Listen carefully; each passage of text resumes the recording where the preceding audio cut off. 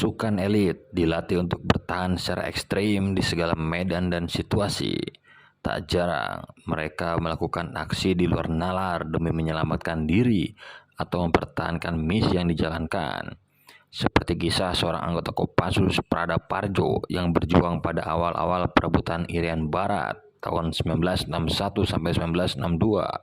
Kala itu, Prada Parjo menyamar menjadi mayat selama 5 hari di antara tumpukan jenazah rekan-rekan yang gugur saat kontak tembak dengan tentara Belanda. Peristiwa ini berawal ketika pasukan gabungan Kopassus bersama pasukan gerak cepat yang kini bernama Korps Pasukan Kas Paskas dipimpin Letnan II Infantri Agus Hernoto diterjunkan ke dalam hutan rimba Papua.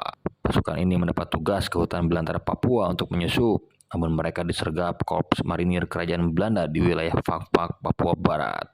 Kalah jumlah membuat pasukan gabungan ini pun terdesak. Pimpinan lalu menginstruksikan seluruh prajurit mundur ke dalam hutan. Setelah situasi kembali tenang, pasukan lalu keluar dari hutan untuk kembali melakukan penyusupan. Saat itu, mereka memasuki sebuah perkampungan yang telah rata dengan tanah akibat dibakar tentara Belanda. Prajurit terkejut dan Letda Agus Hernoto melihat kondisi timnya mulai menurun sehingga memutuskan untuk beristirahat di sebuah kebun pala. Belum sempat melepas lelah, muncul serangan mendadak dari pasukan marinir Belanda.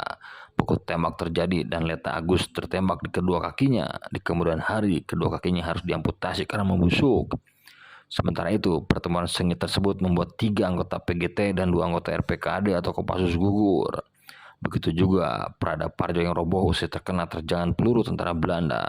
Namun Prada Parjo tak menyerah, dia merangkak dan bergerak perlahan untuk bersembunyi di balik jasad rekan-rekan yang telah gugur. Dalam kondisi hidup mati tersebut, Prada Parjo menyamar menjadi mayat seolah-olah telah tewas demi menyelamatkan diri. Apalagi usai pertempuran, tentara Belanda melakukan patroli. Keadaan itu membuat Parjo tidak bisa bergerak.